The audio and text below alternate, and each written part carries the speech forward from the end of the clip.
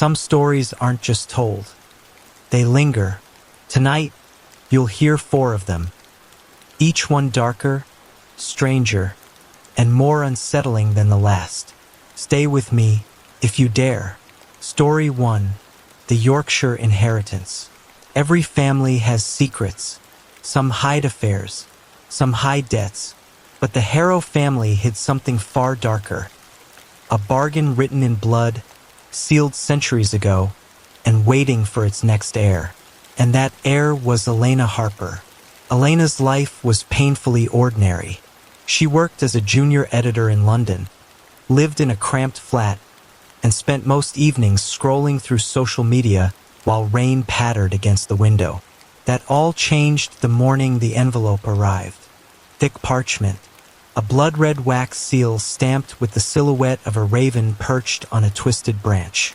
It felt out of place in the modern world, like something delivered by mistake from another century. The letter was formal. We regret to inform you of the passing of your great-uncle, Alistair Harrow. As his only surviving heir, you have inherited his estate in Yorkshire. The property, known as Hollow Grange, awaits your arrival.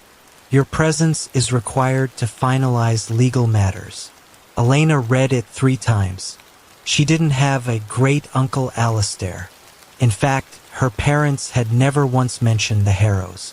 But the letter was real, and so, it seemed, was the inheritance.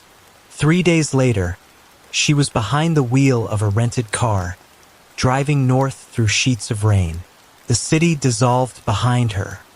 Highways gave way to winding country lanes, flanked by endless moors. Mist rolled low, swallowing whole trees until they looked like ghosts wandering the fields. Her phone lost signal 2 hours from the village. The GPS froze on the screen, stuck in place. By the time she reached Blackmere, dusk was falling. The village looked trapped in another age. Crooked stone cottages with moss-covered roofs, chimneys coughing smoke into the fog. Lanterns swung on iron hooks, though it wasn't yet dark. Every villager stopped what they were doing to watch her car roll past. Men in caps, women with baskets, children clutching rag dolls. Their faces were pale, their eyes dark, their stares unblinking. Elena felt like an intruder.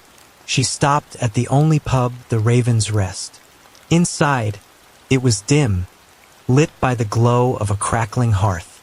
Locals sat hunched at wooden tables, their conversations falling silent the moment she entered. The bartender, a heavy-set man with gray stubble, nodded stiffly when she asked for directions. "Hollow Grange," he muttered, polishing a glass that didn't need polishing. "Best not go there after dark, miss." A woman by the fire spat into the flames. "The Grange keeps its own time." Elena forced a laugh, thanked them, and left. But the unease coiled tight in her gut. The manor appeared through the mist like something summoned. Hollow Grange was massive, its stone walls black with centuries of rain. Gables jutted like jagged teeth. Windows stared out as empty voids. Ivy crawled across the facade like veins across a corpse. Inside, the air was thick with dust and damp. The entry hall was lined with portraits. Stern men and women with piercing eyes, all wearing the same expression of grim authority. Their gazes seemed to follow her, no matter where she stood. The silence of the house was heavy, almost watchful. That night, as Elena lay in the creaking guest bed, she heard it for the first time.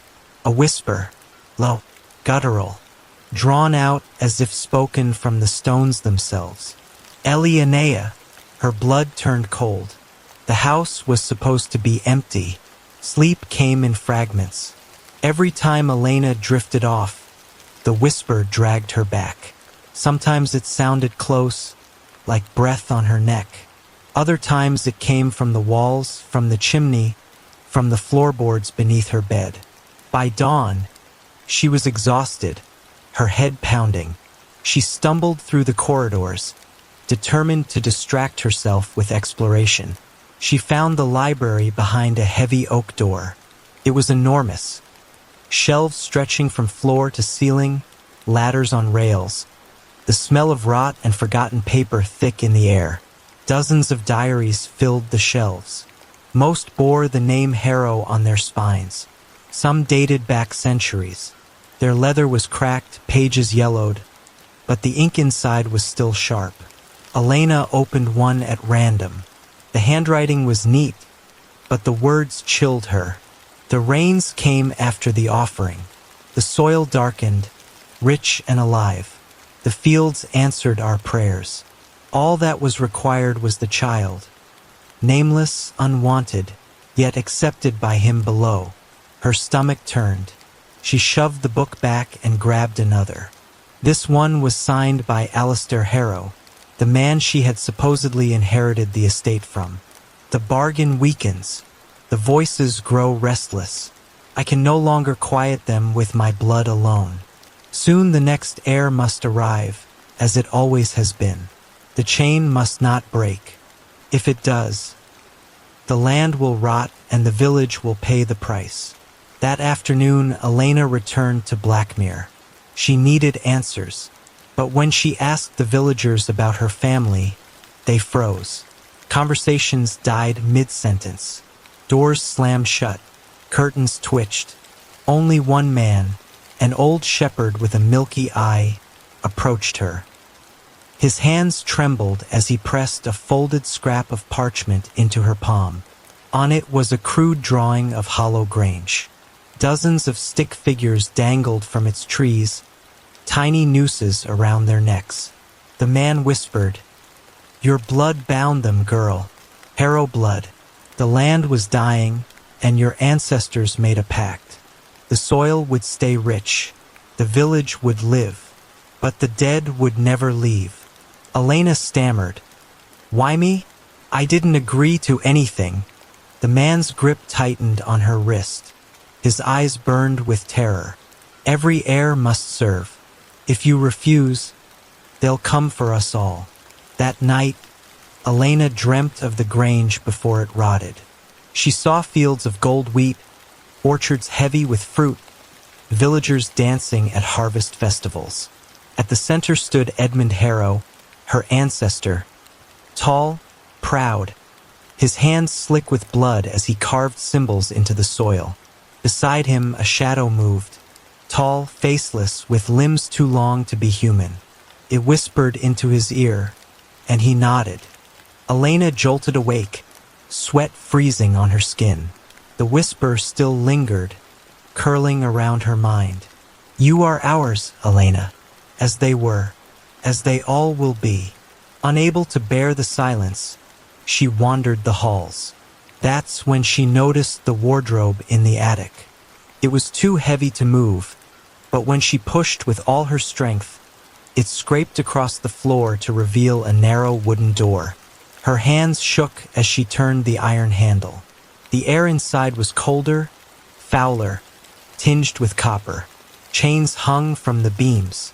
Strange symbols carved into the stone floor pulsed faintly in the dark. And in the center, on a low altar, lay a black book bound in cracked leather. She opened it. The pages were filled with sigils, invocations, records of sacrifices. On the final page, written in Alistair's trembling hand, were words that made her blood freeze. "The chains weaken. My blood is not enough. The next heir must bind them or the land will fall. She must bleed for silence or burn for freedom." The sky broke open that night. Thunder cracked above Hollow Grange like cannon fire. Rain hammered against the windows, seeping through cracks in the rotting frames. The entire manor groaned as if alive, its stones trembling under the storm. And the voices rose with it. They poured from the walls, the ceilings, the floor. At first whispers, then screams, hundreds of them, crying, wailing, whispering her name. "Elianea, blood for silence. Free us." The portraits shook on their hooks. The eyes in them seemed to roll, to blink, to watch her. Lightning split the sky. For an instant, the reflection in the window wasn't hers. It was Edmund Harrow's face, grinning, his hands dripping red. Elena stumbled back into the library, clutching Alistair's black book. She turned pages wildly, desperate for answers. And she found them. The Harrow family's pact had been with something older than time, a thing the villagers called the Hollow One. Centuries ago, Blackmere was a dying land. Crops failed. Plague spread. Edmund Harrow, desperate for power and prosperity, summoned the Hollow One.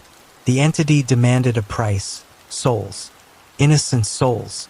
In return, the earth would bloom, the Harrow family would thrive, and the Hollow One would be fed by blood offerings.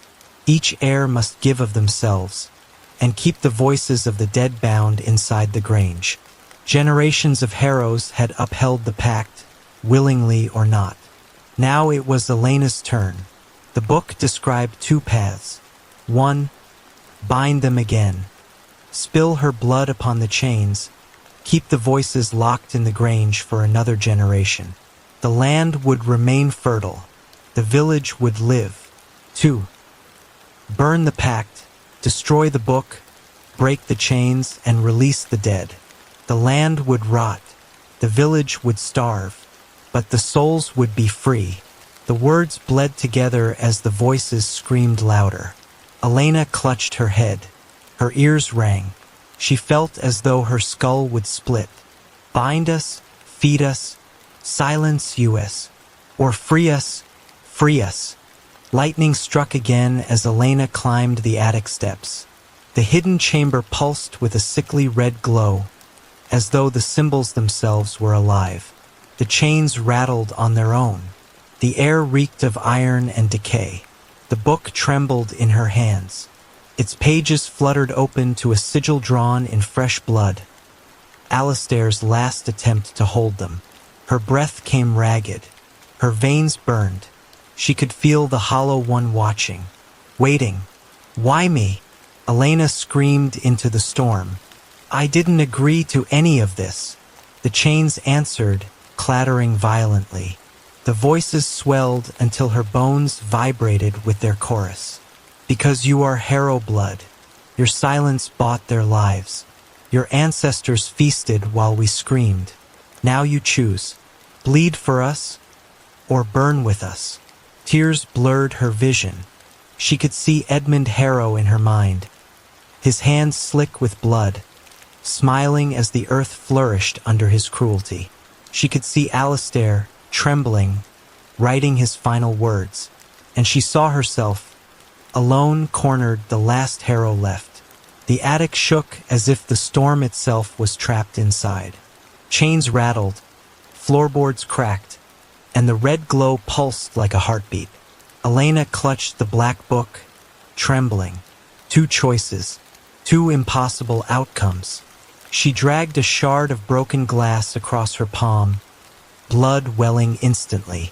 The book's pages drank it greedily, the sigils glowing brighter.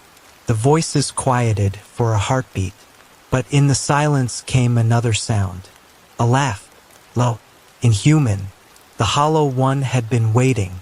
The room darkened as a figure emerged from the shadows, towering and formless, limbs impossibly long, face a blur of shifting darkness. Its voice slithered into her mind, bypassing her ears. The Harrows gave me dominion. For their fields, for their wealth, they gave me screams.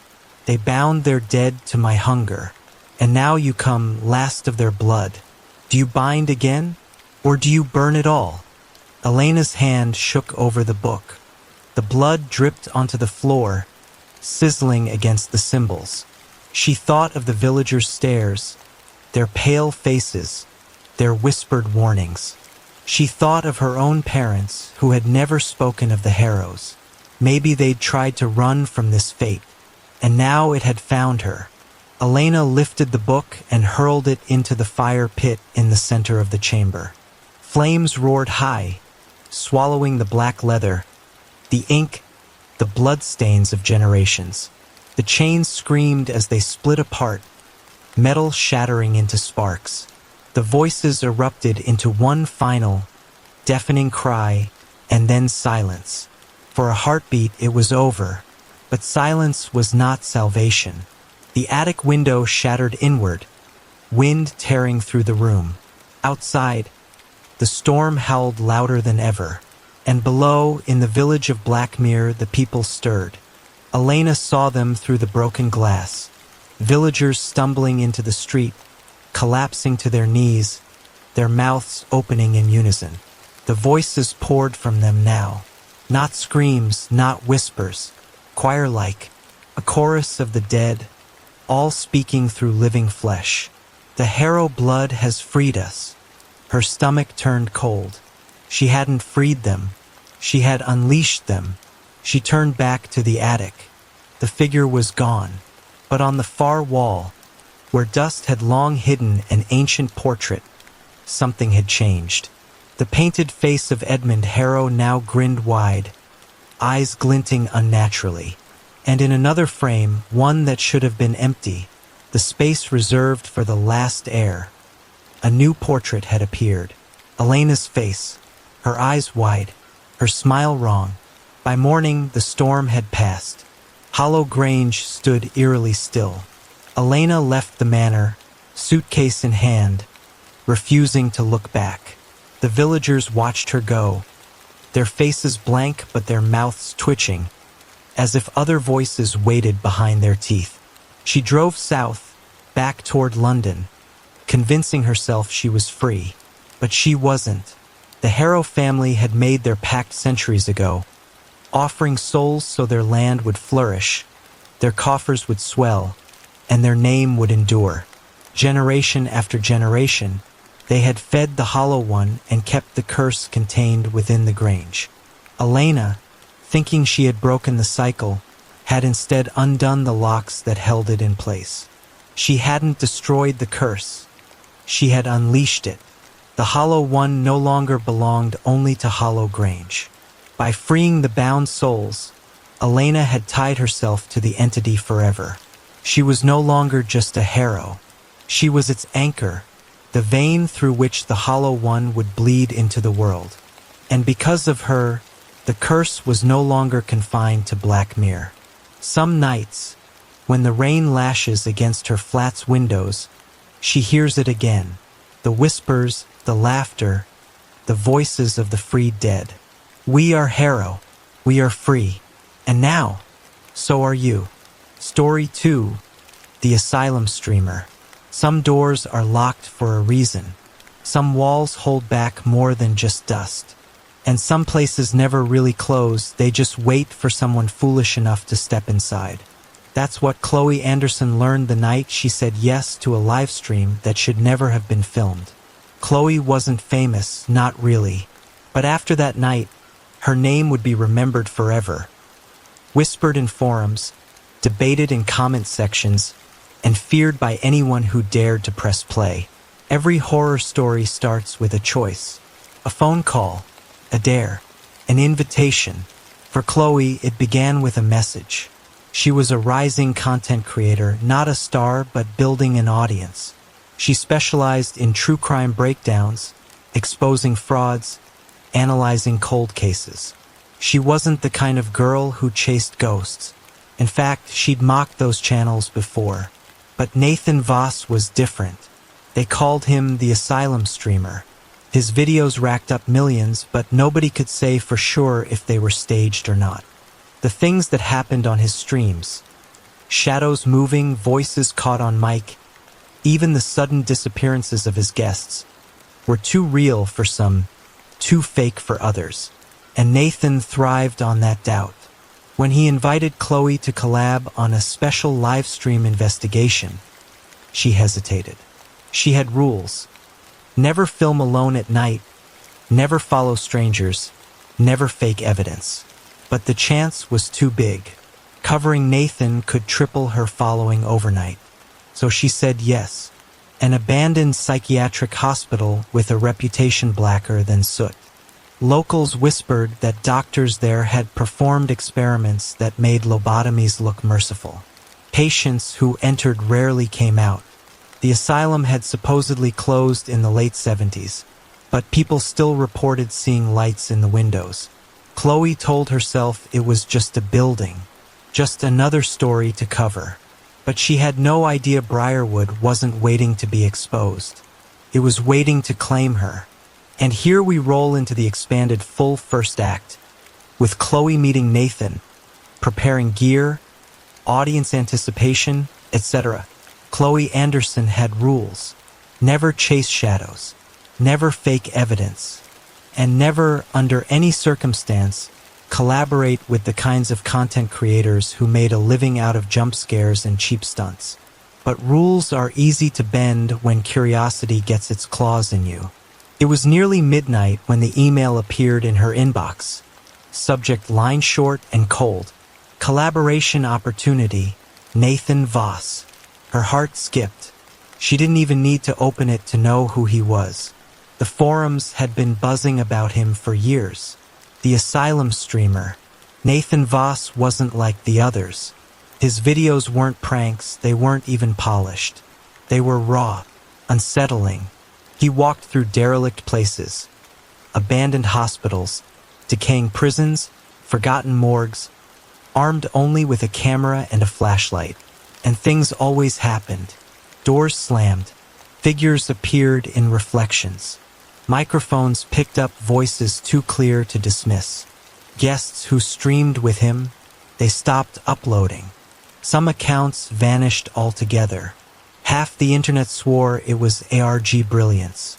The other half whispered it was real. Now he was inviting her. Chloe stared at the email, her pulse hammering. The message was short. I like your work. You're different from the rest. One night, Briarwood Asylum. Stream goes live at midnight. Don't be late. No emojis. No links. Just an address and a date, 2 weeks away. For days, she debated. Her channel was growing, sure, but slowly. True crime breakdowns and cold case reviews drew loyal fans. But it wasn't the explosive content that got algorithms humming. Covering Nathan could change that. It was dangerous, reckless. But if she didn't take the chance, someone else would. She remembered what a friend had said once, half joking, "Every good journalist needs their reckless moment." Maybe this was hers. She didn't tell her parents. She didn't tell her closest friends. She only hinted to her subscribers. Big collab coming soon. You won't believe who. The response was immediate. Her comments flooded with speculation. Nathan's name appeared again and again. The hype built faster than she expected. By the time the night came, her nerves were strung tight, but she was committed.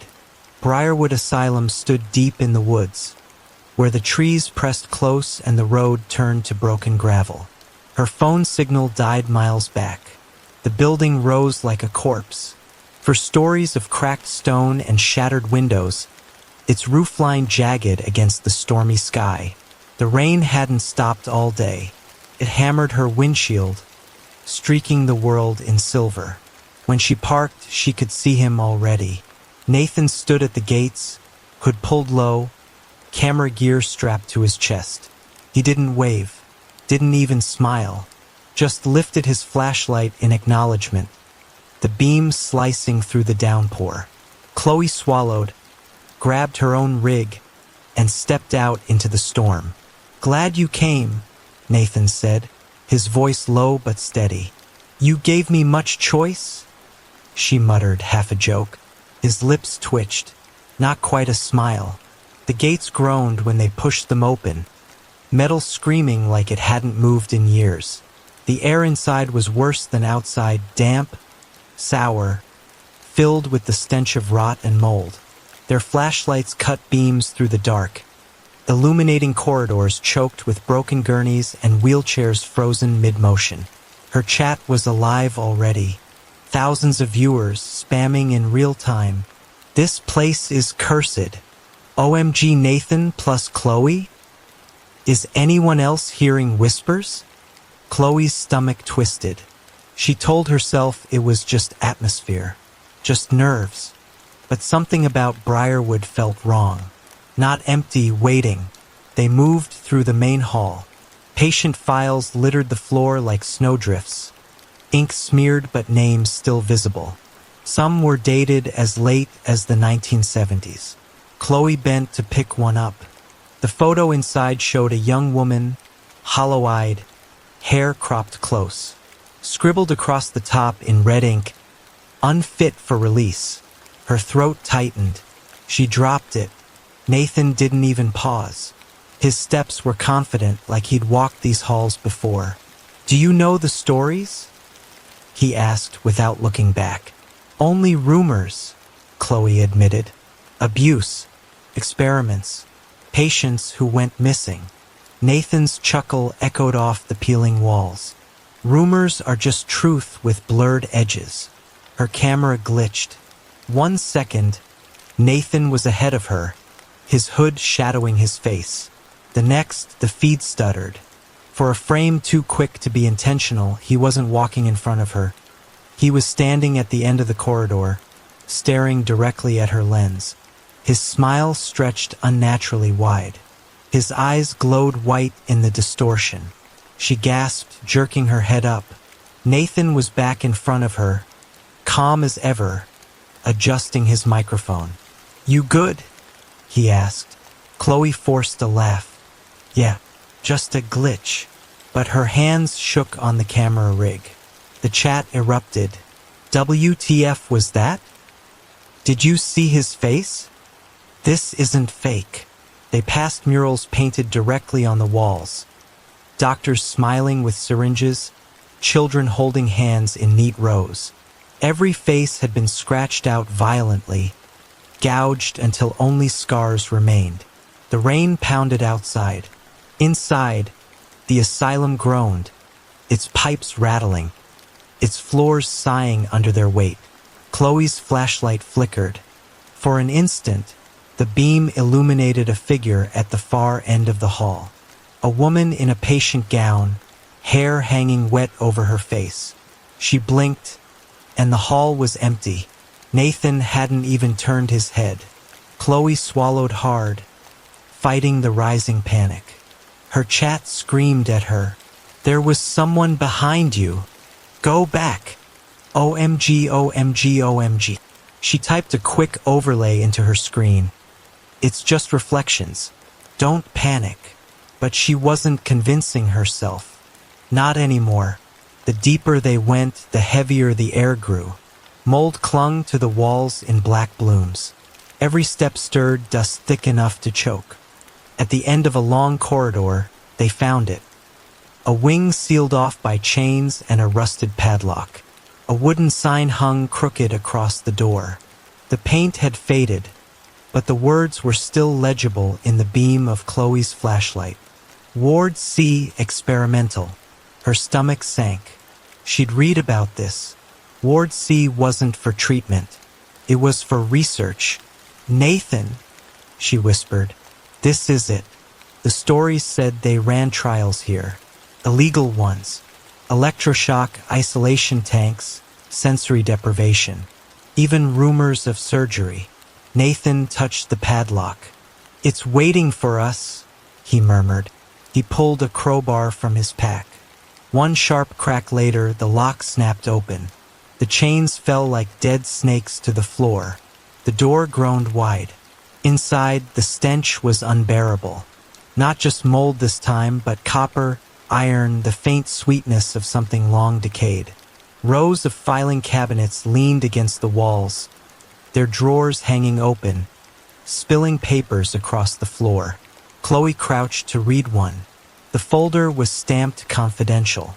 The patient's photo was stapled to the top corner. A boy no older than 12, eyes blank. Below, notes scrawled in messy type. Subject exhibited severe resistance. Dose increased. Hallucinations now externalized. Containment required. She dropped it, bile rising in her throat. This isn't medicine. It's torture. Nathan was smiling faintly. Not torture. Transformation.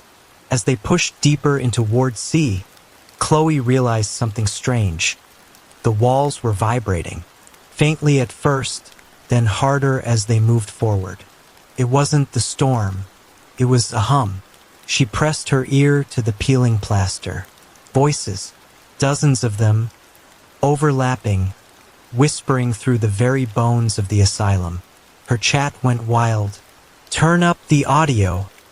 I hear kids. WTF is this? Chloe staggered back, clutching her camera. They're still here, she whispered. Nathan's gaze was fixed forward. They never left.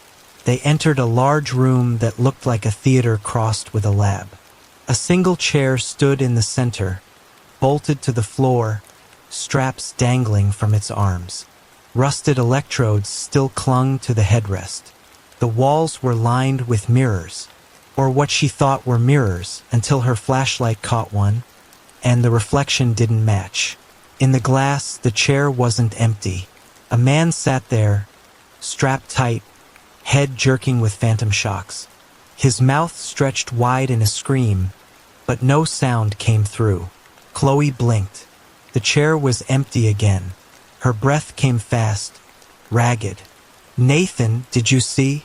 But Nathan wasn't looking at the mirrors. He was filming her. Why are you pointing the camera at me? She demanded. Nathan tilted his head, the dim glow of his lens catching his grin. Because it's not about the chair. It's about you. Always has been. Chloe felt her chest tighten. The room suddenly seemed smaller, the mirrors pressing closer, the voices in the walls louder than ever. Her chat flooded with panic. Nathan's acting weird. Chloe, get out. This is a setup. Her throat went dry. What do you mean? Nathan stepped closer. Briarwood doesn't just keep ghosts. It makes new ones. That's what they started here. And someone has to feed it. The air turned icy. Chloe's breath fogged as if she'd stepped into a freezer. Her camera trembled in her hands. And then she felt it. A hand, thin, cold, bone-like, closed around her wrist. She screamed, jerking away, but nothing was there. Her chat exploded in all caps. Something grabbed her. We saw it. Oh God, oh God, oh God. The handprint remained on her skin, red and livid, as though burned. Chloe stumbled backward into the mirror, and the reflection didn't move. Her sneakers slapped against tile slick with condensation as she tore out of Ward C. But the corridors didn't lead anywhere. Every turn spat her back into the same intersection, for identical halls branching like a maze. Her chat spiraled into chaos. She's looping. It's the same hallway. Guys, I think she's trapped in a time glitch. This is real. Oh my God. Panic clawed up her throat. She shoved open door after door, only to find empty rooms filled with overturned gurneys and mold-blackened mattresses. And every time she looked behind her, Nathan wasn't running. He was walking, calm, smiling, as if the asylum itself was opening doors for him. She ducked into an office, slamming the door shut. Filing cabinets loomed in the gloom. She grabbed one drawer, yanking it open, desperate for a window, a vent, something. Instead, papers spilled across the floor, and the pages whispered, not the scratch of paper, but voices, hissing out of the typewritten lines. She picked one up with shaking hands. It was another case file, subject number 213, female, age 24, presented with anxiety and mild hallucinations, escalated quickly to violent convulsions. Subject expired after 48 hours in Ward C. Her blood turned to ice.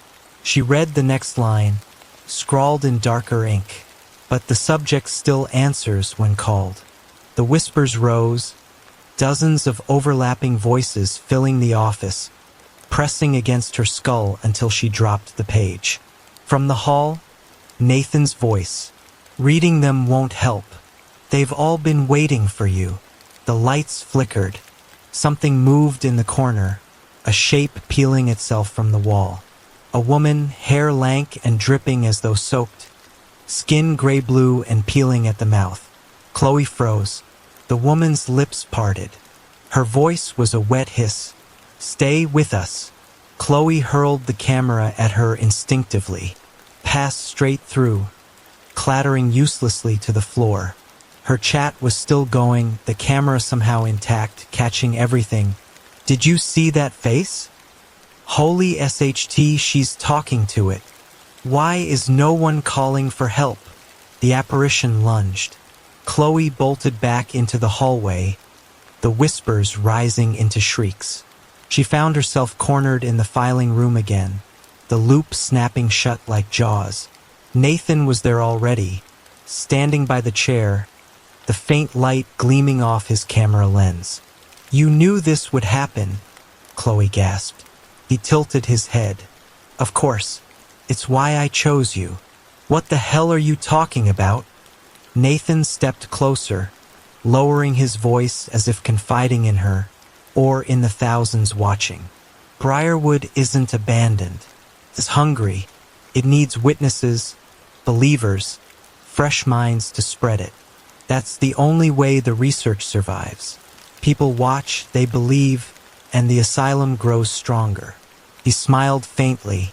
"You weren't recruited to expose it. You were recruited to feed it." Chloe's chest tightened. "You're insane." "No," he said, calm as ever.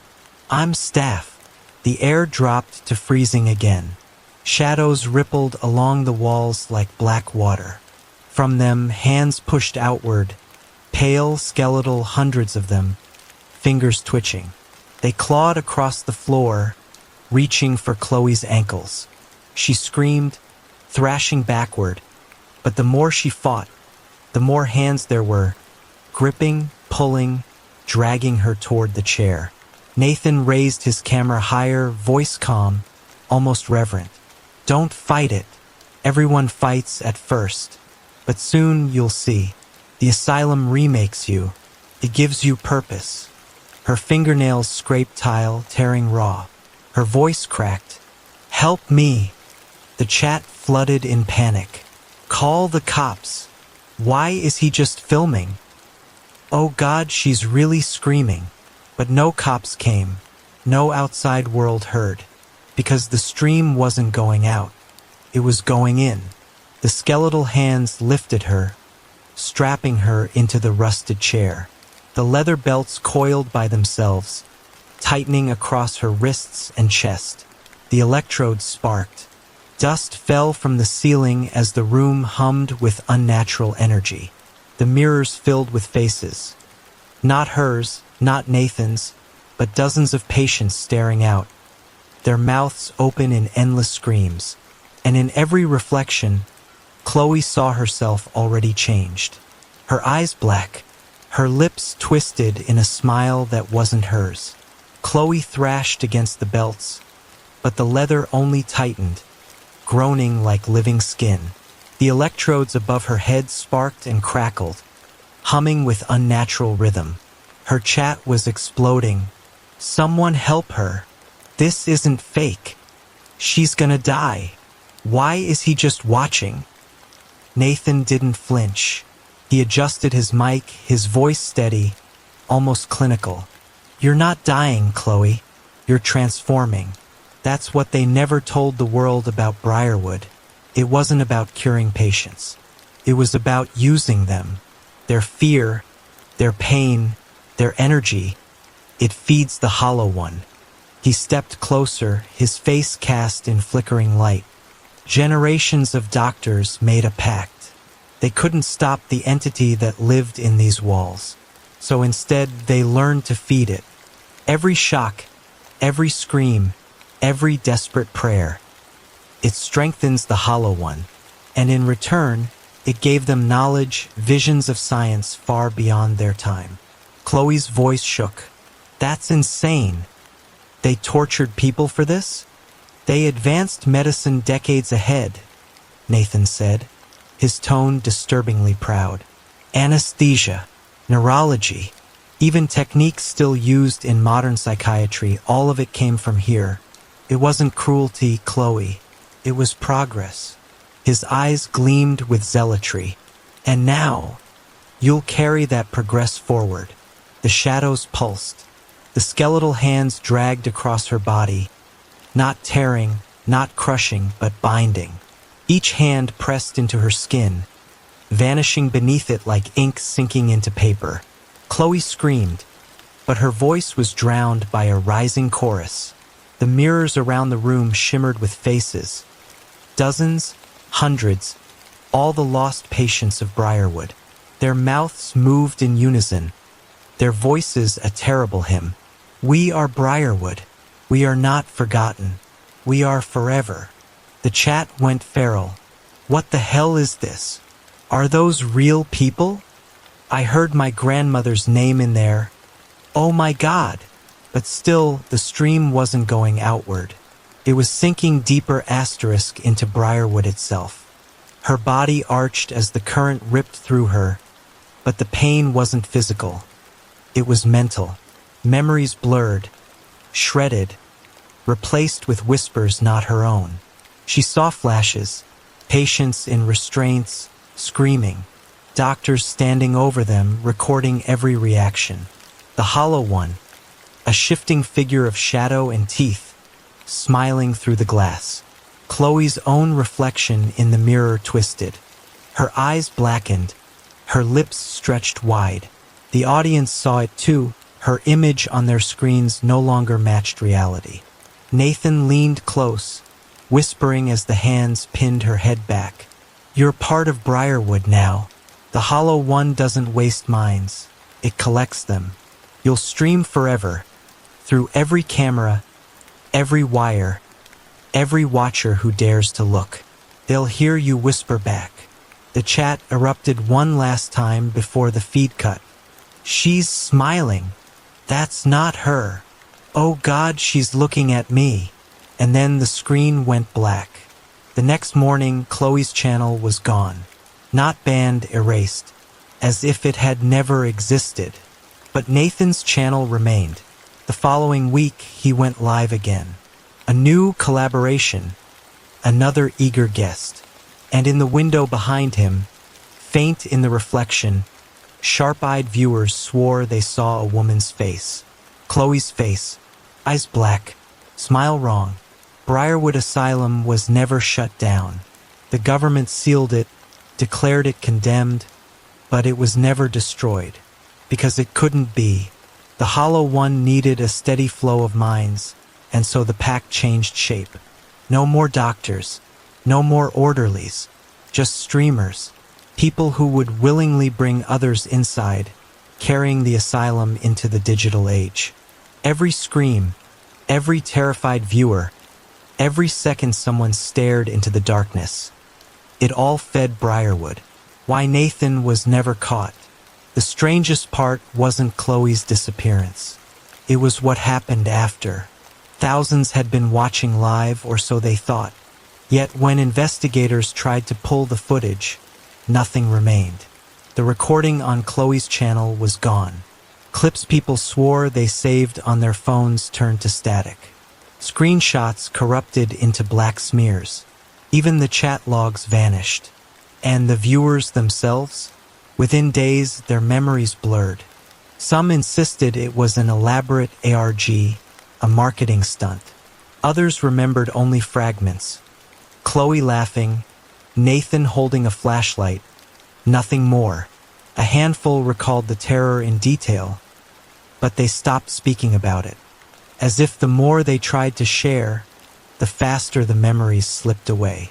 The police received reports, of course. Chloe's family filed missing person claims. But without evidence, without footage, without a single reliable witness, the case dissolved into whispers. And Nathan? He walked free, because in the world's eyes, he hadn't done anything at all. That was Briarwood's true defense. Not locked doors or chained windows. Erasure. The asylum consumed not just bodies, but proof. It rewrote the story until only those who were meant to remember could. and by then it was already too late. Nathan adjusted his camera in his next video, smiling warmly at the audience. "Welcome back, everyone," he said. "Tonight we've got something special. And don't worry, you'll all get to be part of it." And if you listened closely, beneath his voice, beneath the static, you could hear another, Chloe's voice, whispering, "Stay with us." Story 3. The Eye That Shouldn't See. Some families pass down heirlooms. A ring, a clock, a recipe. Layla's family passed down something else. And the night Layla was born, the sea clawed at the cliffs with a violence the town would remember for years. The lighthouse beam on the point of Blackridge kept slicing through fog as thick as wool, but each sweep felt weaker, as though the light itself was struggling to hold back the dark. Inside a weathered cottage near the harbor, Layla's first cry filled the air. Not loud, but sharp, like a glass splinter breaking. The midwife flinched, though she wouldn't say why. When her mother held her close and peeled back the baby's eyelids, everyone in the room fell silent. One eye was hazel, warm and brown, flecked with gold. The other was silver, cloudy, reflective, like a coin polished too bright, or a mirror too old to show anything clearly. Her grandmother whispered a word no one else understood. Again. By the time Layla could walk, the whispers had already begun. She would stare at corners where no one stood and laugh softly to herself. Or she'd tug her mother's sleeve and whisper secrets a child shouldn't know. "Mrs. Garvey hides money in the flour jar," she told her mother once at age 4. The next week, Mrs. Garvey was caught stealing from the church till. At 6, she told her uncle, "Stop driving to her house at night. Auntie knows." He slapped the table, pale as parchment. He had never said a word to anyone about his affair. By 8, no one in town wanted to meet her gaze for long. Parents pulled their children close when she passed. Neighbors crossed themselves under their breath. They called her moon-eyed, not always cruelly, sometimes with pity, sometimes with fear, always with distance. And Layla learned what distance felt like. Not the kind between two houses, but the kind between her and every other soul in town. Her grandmother was the only one who didn't avoid her. Old, bent like driftwood, eyes clouded with cataracts, but sharp in voice and memory.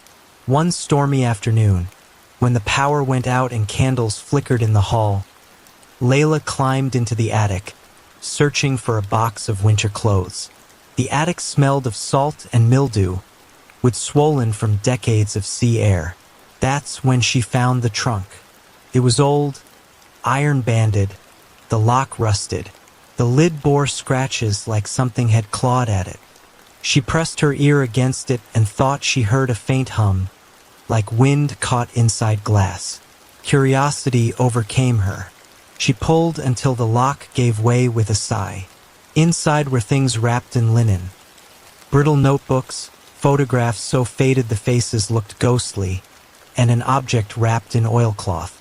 She unwrapped it and found a black disc, no bigger than a coin, polished, smooth, but when she tilted it, light bent strangely, as if it reflected not what was in front of it but something behind her. Felt cold in her palm. Too cold. Her grandmother's voice cracked behind her. "You weren't supposed to touch that." Layla froze. The old woman sat down heavily on a chest and closed her eyes. "Well, if you've found it, you deserve the truth." Her grandmother spoke in the low, measured tone of someone unburdening a weight carried too long. "In 1949, she began, your great-grandfather was lighthouse keeper here. There was a wreck, not a fishing boat, not any vessel we could name. Came in on a storm with no flag, no crew. What was left of it was wood burned black and iron twisted into shapes no forge could make." She swallowed hard. "They found crates. Inside, instruments, glass lenses, metal coils, things that hummed even wet with seawater. and among them this. She pointed at the disc in Layla's hand. Her grandmother's fingers shook. He kept it. He shouldn't have. Said it whispered to him. Said it showed him things. At first, small things, which nets would come up heavy, which storms would break early. But then, she leaned closer. Then it showed him people, their lies, their shame, their hidden sins. He said it was a gift, but gifts always come with a bill. Layla frowned. What is it? Her grandmother's cataract-clouded eyes shone strangely in the candlelight. They called it the Watcher. That was the word the salvage men used before they went mad. It is not glass. It is not metal. It is a mouth. It eats what people hide. Every secret you see through it feeds it, makes it stronger. And when it is strong enough, it looks back. Layla's stomach nodded. Why me? She whispered. Because, her grandmother said softly, we kept it, we hid it, and in hiding it, we invited it into our blood. Each generation, one child bears the mark. An eye that doesn't belong. An eye that sees too much. She reached forward, cupping Layla's face, her hands trembling. You, child, you are the door it waits behind. Her grandmother handed her one of the brittle notebooks. The pages smelled of salt and dust. Inside were names, dates, and confessions written in a frantic hand. Fisherman James stole from his own nets, denied, then admitted.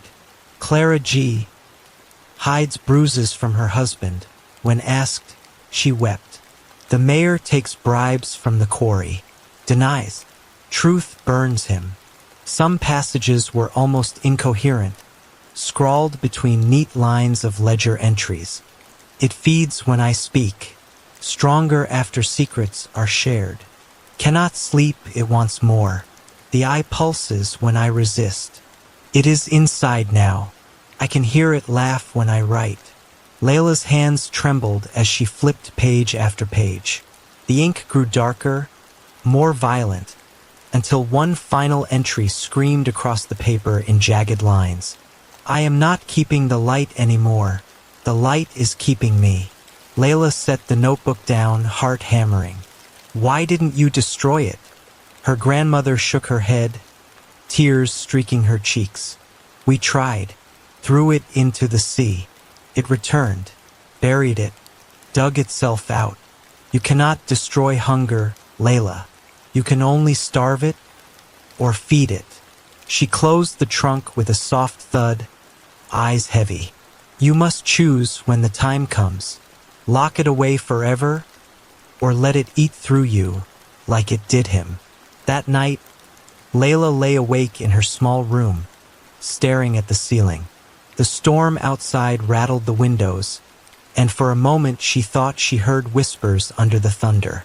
Not outside. Inside. She rolled to her side, clutching her pillow, squeezing her eyes shut. But behind her silver eye, a faint hum thrummed, steady as a heartbeat. And for the first time, a thought slithered across her mind that wasn't hers. Look deeper. Tell me what you see. Layla bit her lip until she tasted iron, but she did not answer. The storm howled, the hum stayed, and Layla knew with a child's terrible certainty that the thing her grandmother called the Watcher had already found its way inside. High school was supposed to be a new beginning. Layla told herself that every morning as she tied her hair back, slipped on her uniform, and stared at her mismatched reflection in the mirror. Hazel eye normal, silver eye alien, gleaming faintly even in the dark bathroom. She learned tricks. Tilt her head to hide the silver in photos. Keep her fringe longer on one side. Smile quickly so people focused on her mouth, not her gaze. For the first few months, it almost worked. She had friends again. Emma, loud and cheerful, who sat with her at lunch.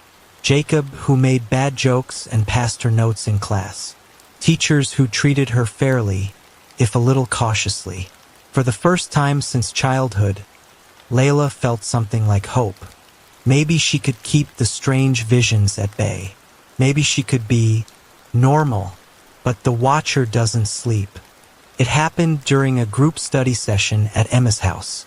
The four of them were sprawled across the living room floor, math books open, laughter filling the air. For a moment, Layla forgot to guard herself. Then Jacob leaned close to whisper a joke, and her silver eye caught him in the corner of her vision. The world fractured. Behind Jacob's easy smile, she saw another image, him, hunched over his phone late at night, scrolling through Emma's private photos. Photos he wasn't supposed to have. Layla's stomach lurched. She blinked hard, trying to shut it out, but the words slipped out before she could stop them. Why do you look at her like that when she's not around? The room froze. Jacob stammered. Emma's face twisted with confusion, then horror. What are you talking about? She snapped. Layla's chest went cold. She hadn't meant to say it aloud. Her throat felt raw, as if the Watcher had pushed the words out of her. Emma pressed Jacob, and under her glare he cracked. The study session collapsed into shouting, Emma in tears, Jacob swearing it wasn't what it looked like. By the end of the week, Jacob was gone from their circle. Emma wouldn't sit near Layla anymore, and at night, in the quiet of her room, the Watcher whispered, Good, truth burns, truth feeds. High school gossip moves faster than fire in dry grass. Within days, the story had warped. Layla exposed Jacob's dark obsession. Layla was creepy. Layla sees things. Old nicknames resurfaced. Moon-eyed, witch girl. She tried to keep her head down, bury herself in books, but the silver eye pulsed when she passed certain people. It throbbed when teachers lied about lost homework, when classmates whispered about cheating on tests, when couples pretended to be faithful. Every pulse was a temptation. Every beat said, Look, speak, feed me. Sometimes she resisted. Other times, the words slipped free like water through cracks. Each time, the Watcher's laughter curled in her skull, cold and satisfied. By 16, Layla was a ghost among the living. Students avoided her desk. Teachers marked her as troubled but didn't intervene. At home, her mother tried to comfort her, but even she couldn't meet Layla's gaze for long. Please, sweetheart, her mother whispered one night. Try not to notice so much. People don't want to be seen that way. Layla wanted to scream that she wasn't trying, that she never wanted this. But the silver eye burned, and the Watcher murmured, and she stayed silent. The breaking point came during the autumn festival. The whole town gathered in the square. Lanterns glowing, music playing, children darting between stalls. For once, Layla felt almost safe in the crowd, her silver eye hidden under the flicker of firelight. Then the mayor took the stage, a beloved figure, respected, smiling as he praised the town's unity. And Layla's silver eye saw him, not as the crowd saw him, but as he was. She saw him in his office late at night, locking a drawer full of envelopes stuffed with money. She saw him meeting strangers in the quarry, exchanging cash for silence. She saw the look in his eyes when he signed papers that poisoned the bay with runoff, killing fish, ruining livelihoods. Her breath caught. The images stabbed into her mind like knives. And before she could stop herself, her voice cut through the music. He's lying. The crowd turned. Layla's heart pounded, but the words kept pouring. He takes bribes. He's poisoning the water. Chaos erupted. The mayor shouted her down, furious. People gasped, muttered. Some jeered at her. Others glanced uneasily at the mayor. But the damage was done. Seeds of doubt had been planted. And the Watcher's voice thundered in her skull. Yes, this is power. Feed me more. By morning, The story had spread to every corner of town. Some called her a liar. Others whispered that she had the sight. A few believed her, and their faith cracked the town's fragile unity. Layla's mother begged her to stay home from school. "You don't understand what you've done," she cried. But Layla did understand. She had seen it in the mayor's eyes, the way his smile faltered. She had spoken the truth, and truth had weight. The watcher purred with satisfaction. That night, when she closed her eyes, she dreamed not of people, but of shadows twisting into shapes. Dozens of them, all turning to face her. And when she woke, her silver eye was glowing faintly in the dark. Layla pressed her palms to her face, trembling. The whispers were louder now, filling her skull like tidewater. "You cannot stop. You will not stop. Secrets are the blood of the world, and you are my mouth." Tears streaked down her cheeks, because deep down, she knew the watcher was right. She couldn't stop. The first ruin had begun. School became unbearable. Every hallway was a gauntlet of whispers. Students didn't even bother lowering their voices anymore. "There she is, the freak. She sees things. My mom says not to go near her." Lockers slammed louder when she passed. Footsteps scattered as if she carried infection. Even teachers looked at her with guarded eyes, reluctant to call on her in class. Layla sat alone at lunch now. Emma never looked her way. Even in silence, the silver eye burned, aware, hungry. It pulsed whenever someone lied nearby, like a drumbeat urging her to expose them.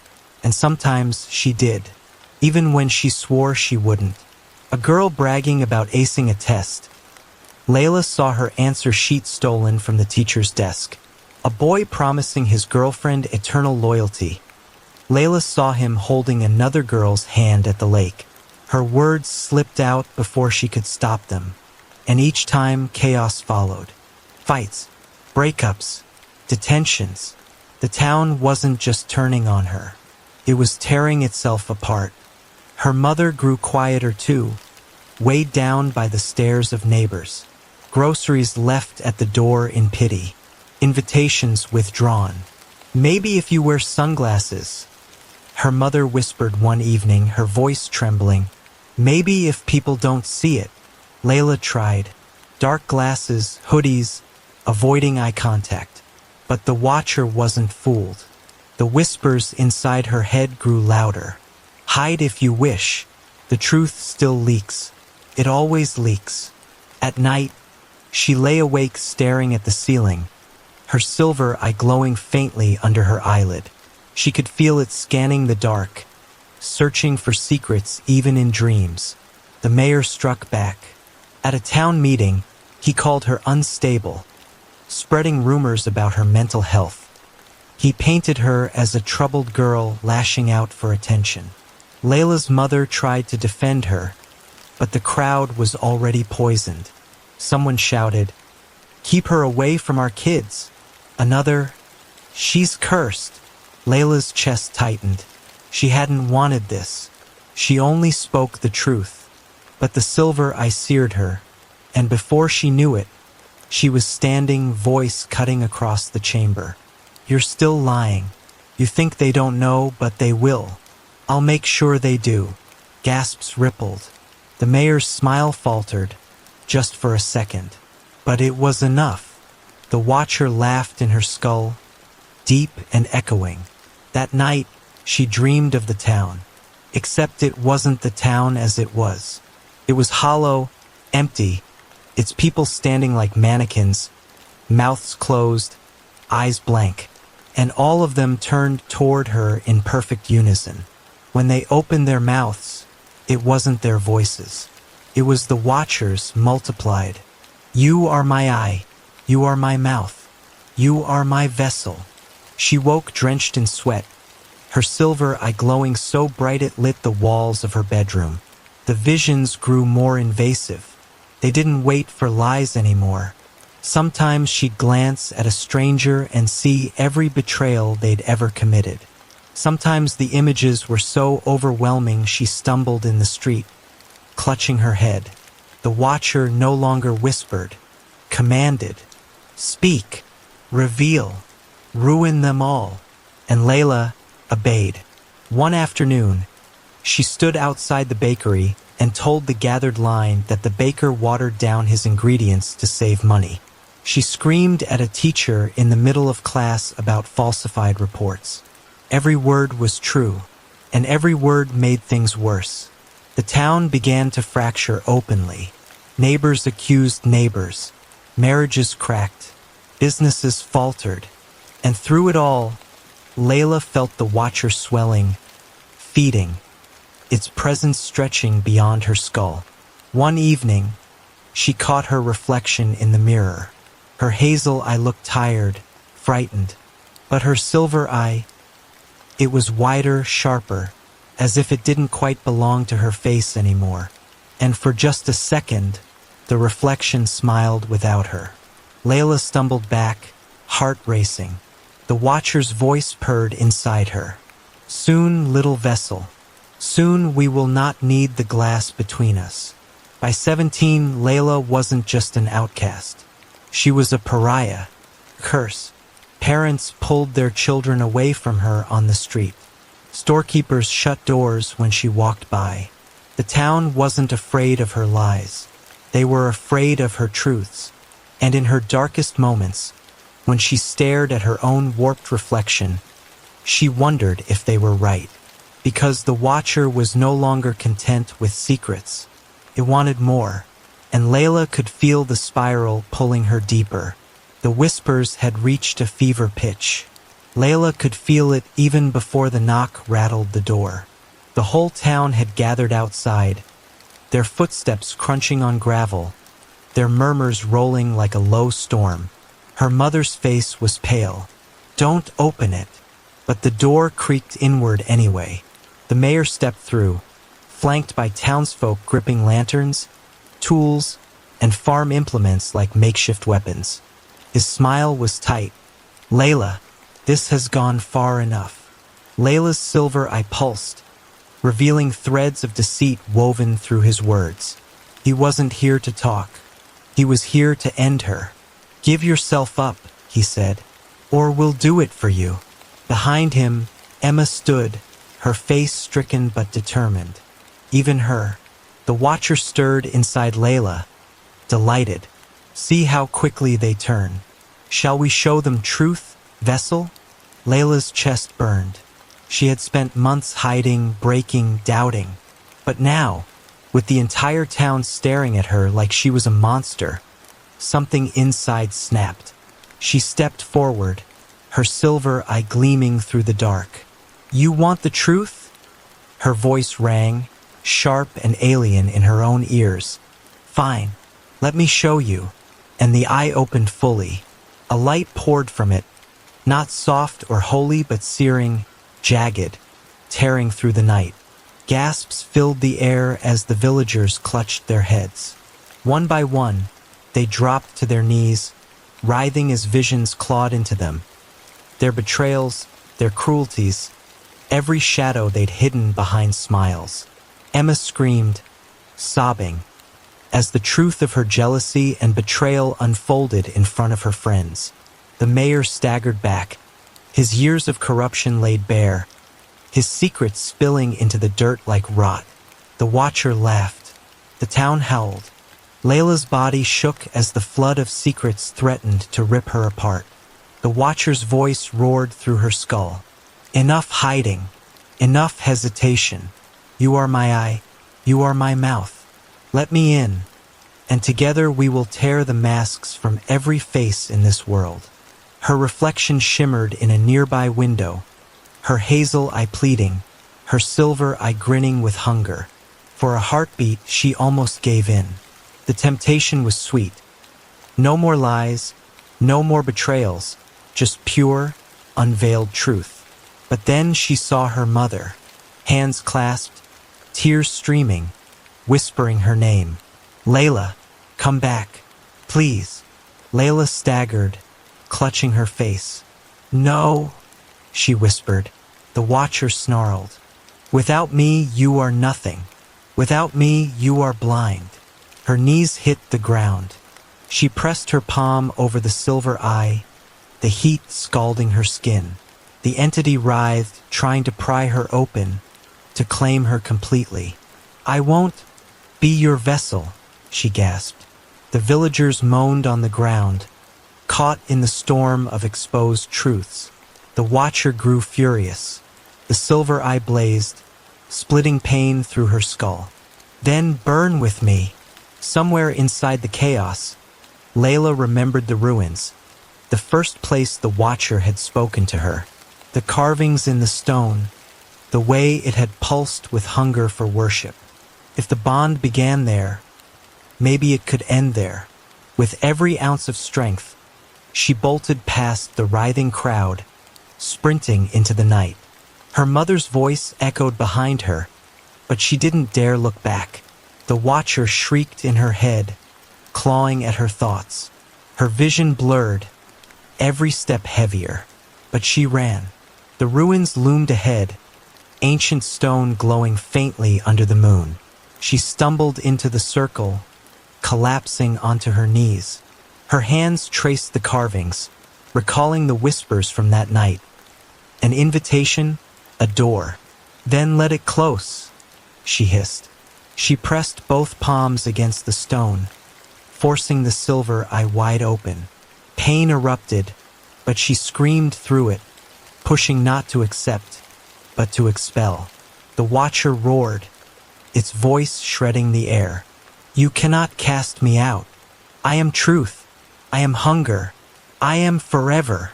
But the ruins trembled, answering her will.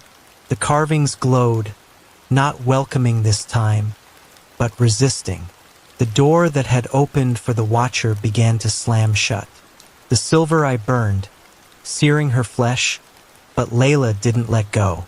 The watcher shrieked, its form flickering in the air, a vast silhouette of twisting eyes and teeth. The villagers had followed, their lanterns casting trembling light across the ruins. They gasped, horrified, but rooted in place. Layla screamed one last time, pouring everything she had into the stone. And then silence. The silver eye went dark. Her body slumped forward, trembling, her vision hazy but her mind, her own again. The watcher was gone, banished, or buried. For now, the villagers stood in stunned silence. The mayor turned and fled into the woods, his lies too many to face. Others wept, ashamed of what they had done, what they had hidden. Emma couldn't even meet Layla's gaze. Her mother rushed forward, clutching her, whispering, "It's over, it's over." But Layla knew better. She pressed a trembling hand to her face. Her hazel eye blinked weakly. The other socket ached, not empty but scarred. The silver eye was gone, but faint whispers still lingered, like echoes behind a door that wasn't fully locked. As dawn broke, the town began to repair itself, but trust was gone, replaced by unease. Every smile seemed forced, every word weighed. Layla had survived. She had chosen resistance over surrender. But survival wasn't freedom, because sometimes, in the corner of a mirror, she still caught a glimpse of it. That wrong smile, those endless eyes, watching, waiting, and she wondered, had she banished it, or had she only taught it patience? In the weeks after the ruins, the village changed, but not in the way Layla had hoped. People avoided her, crossing streets rather than meet her gaze. They whispered not just about her, but about what they had seen the night the eye opened wide and stripped their secrets bare. No one wanted to admit it aloud, but the truth was simple. They were afraid, and not only of Layla. Generations back, the villagers had learned a grim lesson. Every few decades, the Watcher chose a vessel, someone with just enough vulnerability, just enough fracture in their spirit to carry its eye. When that happened, the village followed two rules. 1. Don't interfere. Killing the vessel didn't work. The watcher simply moved on, often into someone younger, someone closer. A neighbor, a child. 2. Don't draw attention. Outsiders who learned too much became vessels themselves. The watcher thrived on curiosity. It spread through questions like infection. So when Layla inherited the silver eye, no one dared to confront her directly. They whispered, they judged, they waited, because if they fought, the watcher might have looked their way instead. Even Emma's betrayal hadn't been malice. It was fear. Fear of being chosen next. The watcher was never just a demon. It wasn't feeding on flesh or blood. It fed on exposure. Every time Layla unveiled someone's secret, every mask she tore off with a glance, the watcher grew stronger. Shame, fear, ruin. That was its feast. The silver eye wasn't a gift. It was a harvest tool. Layla's role was never to see clearly. It was to strip away the facades that humans cling to and leave them naked in their truth. That humiliation was what bound them generation after generation. And the villagers knew it. That's why they didn't kill her. That's why they didn't call for police or outsiders. Because better one cursed girl than an entire world infected. When Layla left the ruins, scarred but alive, no one stopped her. Not because they believed she was safe. Not because they forgave her. But because deep down they were relieved. If she left Black Mirror, maybe the watcher would leave with her. Maybe the curse would shift its gaze outward, toward the faceless cities, toward strangers who didn't know the rules. She was both their victim and their shield. And in their silence, they betrayed her again. Months later, sitting alone in a rented flat, Layla pieced it together. The watcher hadn't been fully banished. The scars ached at night. The whispers still crept through mirrors and reflections, and sometimes, just sometimes, she felt eyes on her that weren't her own. She understood now. The watcher wasn't bound to a ruin or a family or even a single town. It was bound to human weakness itself. Every hidden truth, every lie buried under a smile, every fear of being exposed. It didn't matter where she ran. The watcher's feast was everywhere, and she was still its chosen. Some doors are locked for a reason. Some eyes should never be opened. And Layla had learned the hardest truth of all. The only thing more terrifying than seeing too much is knowing the darkness can see through you, too. Story 4. The Echo Chamber. Some rooms hold echoes. Some walls remember footsteps, whispers, even arguments from years ago. But the echo chamber doesn't repeat the past. It doesn't echo your words at all. It tells you what you haven't said yet. It tells you what's coming. And once you hear your future, you can't unhear it. Dr. Adrian Keller was not a man who believed in ghosts. He had no patience for superstitions, horror stories, or anything that couldn't be charted on a graph. To him, the world was made of patterns, measurable, predictable, controllable. And yet, control was the one thing slipping away from him. Keller was 51 years old, a neuroscientist who had once been respected, even promising. His early research on the psychological effects of sound, how frequencies affected mood, memory, and sleep, had earned him small fame in academic circles. But that was a decade ago. Since then, his papers were rejected, his lectures half empty, his colleagues dismissive. His department had slashed his funding down to crumbs. In the solitude of his office, Keller stared at stacks of grant rejections. To them, he was finished. To him, he was just getting close, because he had a theory no one else would touch. He believed sound didn't just alter the brain. It altered time, not in a sci-fi wormhole sense, but in the subtler, insidious way memory bends, how déjà vu stutters, how sometimes you hear an echo before you speak. One night, long after the university lights had gone dark, Keller wandered into the archives. A cluttered, dust-coated basement where outdated equipment and forgotten research were left to rot. That's when he found it. A box, mislabeled, shoved behind Cold War atmospheric studies.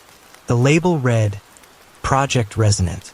Inside were blueprints, transcripts, and grainy photographs of a sealed cube. A room of perfect symmetry, its concrete walls layered with something like lead. The notes were chilling. Subject 3 reports hearing responses before speaking. Hallucinations described as future memory. Personnel advised, limit exposure to under 20 minutes. At the bottom of the folder was a page scrawled in red ink, not typed like the rest. The chamber doesn't echo. It predicts. Keller sat frozen. He read it again, pulse hammering. For the next week, Keller did nothing else. He skipped meals, skipped classes, ignored calls. He pored over every diagram, every line of transcript. The chamber wasn't just an acoustic experiment. It was an obsession born from military paranoia. During the 1960s, they believed sound could trigger compliance, even glimpse future outcomes in interrogations. Most scientists had dismissed it as nonsense. But Keller knew better. The transcripts described something he had studied his whole life. Resonance patterns that triggered cognitive dissonance. Except these weren't dissonance at all, they were answers. And if the answers came before the question, then time itself was bending inside the chamber. He couldn't resist. He had to build it. Funding was gone, but Keller had keys, and a basement wing of the university sat abandoned, scheduled for demolition. For weeks, he labored alone. He bribed suppliers for materials, welded steel frames, poured layers of reinforced concrete. He worked with feverish precision, hands blistered, skin gray from dust. The chamber took shape. A perfect cube, sealed, silent, symmetrical to the millimeter. A room designed to break reality's rhythm. When the final wall set, Keller stood inside with his recorder. The silence pressed on him. Not peaceful, oppressive. Like the air itself was listening. He whispered, barely audible. Testing 1, 2, 3. The words bounced back, normal. His chest loosened. He almost laughed at himself. And then it came. A second echo. Not quite his. Don't leave. His skin went cold. He stumbled out of the chamber, pulse roaring. He replayed the tape with shaking hands. It was there. Clear. His voice, but not his. Delayed. Wrong. Not a ghost. Not madness. Something else. Keller pressed his palms against the table, staring at the recorder. For the first time in years, he felt alive. He wasn't finished. He wasn't irrelevant. He had found something no one else dared to believe in. The chamber didn't echo. It spoke. And it had spoken to him. Keller tried, at first, to treat the voice as a glitch. Audio bleed, he muttered to himself while scrubbing the recorder's waveform on his laptop. Resonance distortion. But the waveform told a different story. His whisper, testing 1, 2, 3, was there, clean and sharp. Then, seconds later, a second spike. Don't leave. Same timbre, same cadence. But it wasn't him. He stayed up all night replaying it, slowing it, reversing it. Every time he pressed play, the voice slid down his spine like cold water. By dawn, he wasn't thinking about lectures or students. He wasn't thinking about rent or sleep. He was thinking about the chamber, how to strengthen it, how to coax it into speaking again. The whisper wasn't just noise. It was proof. The university basement had been scheduled for demolition for years. The upper floors bustled with students, but the lowest corridors were sealed. Peeling paint, dripping pipes, old labs that smelled of rust and mold. It was perfect. Keller dragged in concrete mixers, bought steel rebar on credit cards already drowning in debt. He bribed a janitor to look the other way. By day, he lectured half-heartedly to rows of bored undergrads. By night he dug into the dark belly of the campus, sleeves rolled, sweat burning his eyes, hands blistered raw. The chamber grew like a tumor, walls thick, ceiling seamless, floor layered with dampers. No windows, no cracks. A cube of absolute geometry. It was a room designed not for humans, but for sound. The initial test had given him a taste, but he wanted more. He installed directional microphones, infrared cameras, even thermal sensors. The budget was gone, so he raided the university's junk rooms, patching systems together with duct tape and stubbornness. He marked every panel, every seam. He measured distances again and again, chasing the perfection described in the Project Resonant files. The notes were clear. Symmetry amplifies. Asymmetry weakens.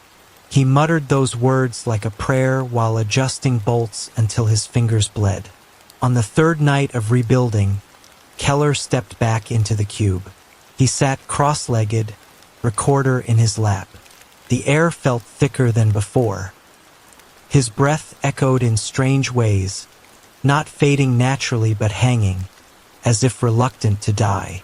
He cleared his throat. "My name is Dr. Adrian Keller." The chamber gave his voice back exactly.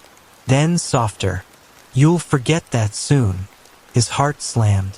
"Forget? Forget what?" The chamber groaned. Silence. He pressed the recorder to his ear, replaying. The second voice was there again, faint but undeniable. And worse, it sounded older. His voice cracked years ahead. Keller started keeping a notebook. Every word the chamber whispered, he transcribed in neat, frantic lines. He dated them. He cross-referenced with his own actions. Day 1, "Don't leave." Day 3, "You'll forget that soon." He woke one morning to find his car keys missing. Hours later, he remembered he'd left them in the chamber, just as it had said. The realization shook him, but not with fear, with awe. If the chamber wasn't echoing the past, it was pulling threads of the future. And if he could harness it, predict it, control it, he wouldn't just revive his career. He would rewrite science itself. The obsession infected his waking life. In class, he would stare through his students, mumbling questions under his breath.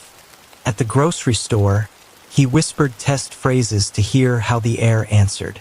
Colleagues noticed. "Adrian, you look pale. Are you sleeping at all?" He waved them off, but his reflection told the truth.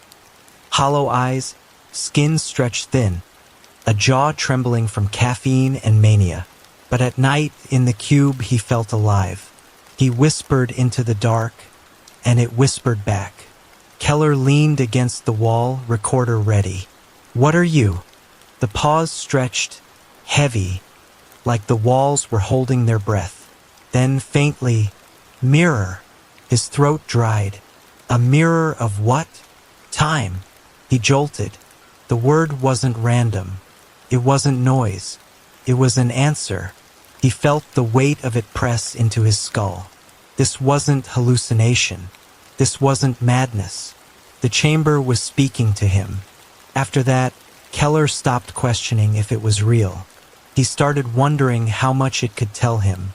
He brought food down, leaving plates untouched while he sat for hours, whispering questions into the void. "Will I publish again?" "Yes, if you ask right." "Who will read my work?" "No one you know." "When will I die?" The chamber stayed silent, as if savoring the moment.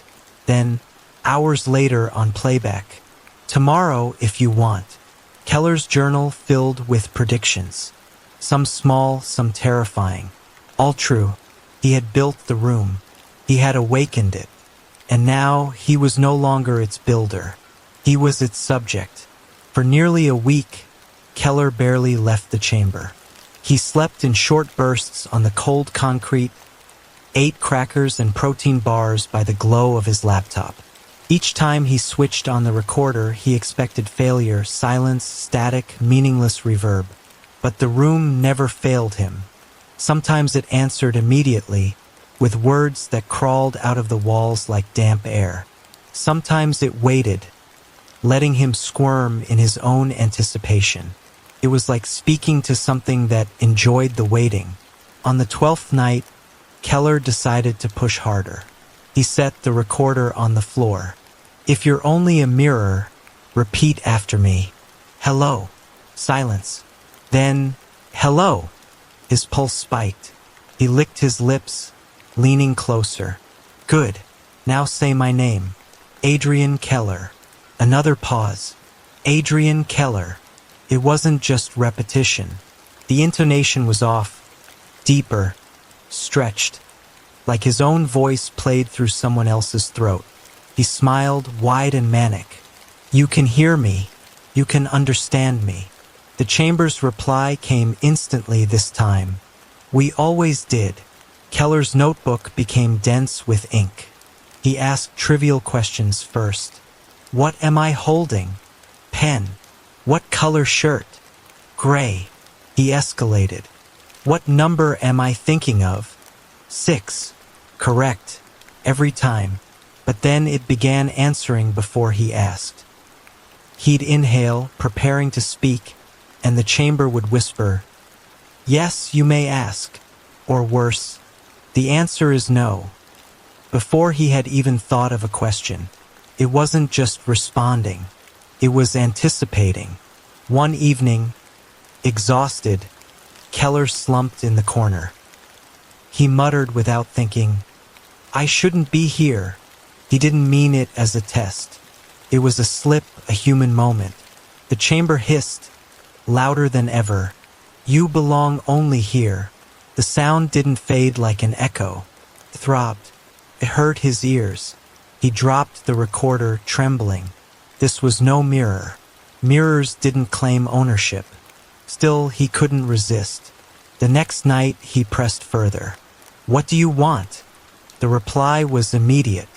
"Voice." "What kind of voice?" "Yours." "Ours." "All." The hairs on his neck prickled. "Why?" Silence stretched so long he thought it was over. Then, "To last." 2 words. Simple. Terrifying.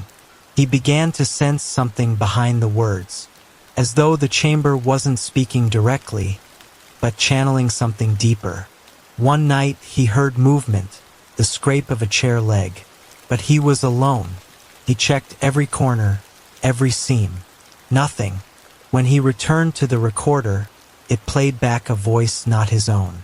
Not his tone, not his cadence. "We watch you build. We watch you ask." Keller's breath fogged the air. "Who's we?" The answer came split, overlapping, dozens of versions of his voice all layered together. "We are what remains." For the first time, Keller considered leaving it alone, shutting the chamber, sealing it forever. But then it spoke words that froze him solid. "If you stop, we'll follow." He asked, voice cracking, "Follow how?" The reply was a laugh. His own laugh, except he hadn't laughed. Not in days. And on playback, it didn't just echo once. It looped, stretching for over a minute. His own laughter chasing him around the walls like a predator. Keller began to crave the voice. He hated its threats, hated its games, but the silence outside the chamber felt unbearable now. Lectures seemed muted. The cafeteria buzz felt fake. The voices of his students blurred, thin and shallow, like paper dolls moving their mouths. Only in the chamber did he feel like words had weight. Only there did language live. By the end of that month, Keller no longer thought of the chamber as a project. It was a partner, parasite, a confessional, and when it finally whispered his own thoughts back to him before he'd even thought them, Keller realized the truth. He wasn't speaking to an echo anymore. He was speaking to something that already lived inside him. By the 6th week, Keller's notebooks were unreadable. Pages filled with jagged handwriting, diagrams of sound waves, fragments of half-finished sentences. He no longer bothered eating full meals. Sleep was shallow, plagued by phantom voices calling his name from the walls of his apartment. The chamber had followed him home. When he turned on the recorder outside the lab, he sometimes heard faint responses. Nothing as strong, but enough to prove the boundary was thinning. It was no longer a room. It was a door. One night, he returned to the chamber after a lecture. Exhausted, paranoid, clutching his recorder like a lifeline. He pressed play, but instead of static, the device spoke in his own voice. "Don't go inside. You won't come out." Keller froze. He hadn't recorded that. Not once. The chamber whispered behind it, almost gently. He's right. For the first time, Keller nearly ran. But curiosity kept him rooted. On the 27th recording session, the voices shifted. They no longer waited for his words. They began asking him questions. Why do you come? What do you fear? What would you trade to never be alone again? The walls pulsed with the words, as if the whole chamber had become a throat. Keller, trembling, muttered, I want to understand you." The reply made the floor vibrate. "Then become us." He had set up a small camera in the corner, hoping to capture movement. That night, reviewing footage, he saw himself pacing, muttering questions, sitting cross-legged on the floor. But then a second Keller walked into frame. Same face, same clothes, but the timing was wrong. He moved half a second ahead of the real Keller, speaking words Keller hadn't yet said. He watched, horrified, as the other Keller leaned into the mic and whispered something. The playback gave him chills. "He will answer soon." The next frame cut to black. By the next week, Keller could no longer trust his own speech. Sometimes he'd ask a question and hear the answer slip from his own mouth before the chamber replied. Sometimes he'd hear himself speaking while his lips were still. Once, during a late-night test, he asked, "Who are you?" The chamber answered in his own trembling voice, "Adrian Keller." "No," he snapped. "That's me." "Yes." The word rang like a bell. Rumors began spreading through the department. Students whispered that Keller was holding secret meetings, though none had proof. Some swore they heard voices behind his locked door when the lab was empty. One janitor, passing late at night, claimed he saw two silhouettes inside the chamber through the narrow window. Both of them Keller. When confronted, Keller only smiled, tired and feverish. "You wouldn't understand. It's collaborative work." The final session came without warning. Keller sat inside, recorder in his lap, staring at the walls. "What are you doing to me?" The chamber answered in his mother's voice this time. "Keeping you. No, you're inside me. No, you are inside us." The lights flickered, and his body felt wrong. Heavy in some places, hollow in others, as if his bones had shifted. He looked down at his hands. They weren't following his movements anymore. They tapped on the recorder, unbidden. He tried to stand, but the room stood with him. For the first time, Adrian Keller wasn't sure he owned himself. When colleagues checked the chamber 2 days later, it was empty. The recorder sat in the middle of the floor. On playback, they heard only one sentence. "We speak for him now." The chamber has been locked since, officially sealed. But sometimes, in the hall outside, late at night, the grad students swear they hear a voice whispering their names. Always their own voice. For weeks after Keller's disappearance, the research facility remained sealed. Only fragments of the recordings survived, copied frantically by interns before the system corrupted itself. They were passed around like contraband, analyzed by experts, whispered about in the hallways of universities. The conclusion was always the same. The voices were his, not imitations, not distortions. Every cadence, every stutter, every flicker of emotion carried the DNA of Keller's speech. Yet many of those lines had never been spoken in front of a microphone. They were things he would have said, or might have said in other circumstances. The tapes showed something terrifying. The room hadn't simply echoed him. It had multiplied him. Hidden in the blueprints recovered from the archives was a phrase repeated again and again. Resonant identity transfer. The designers hadn't wanted to record sound. They wanted to trap it and, in trapping it, to peel away the layers of the speaker. The chamber worked like a prism. When Keller spoke, his voice wasn't reflected once. It was fractured into timelines. One fragment lagged behind, an echo from the past. Another leapt ahead, a prediction, as if the room pulled words from a future that had not yet happened.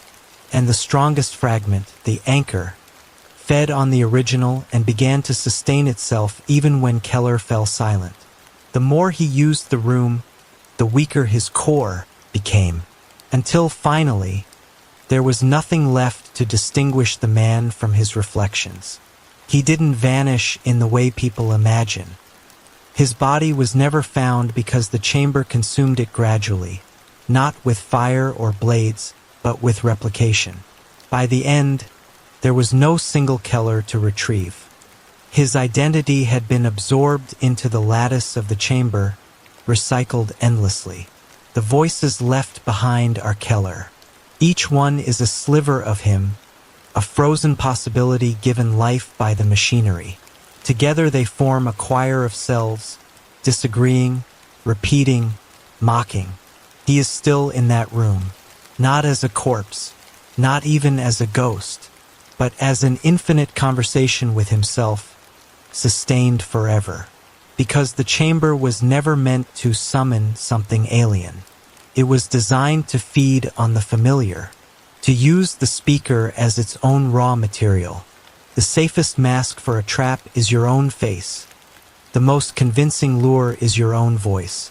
Keller heard himself because the system had no need to invent monsters.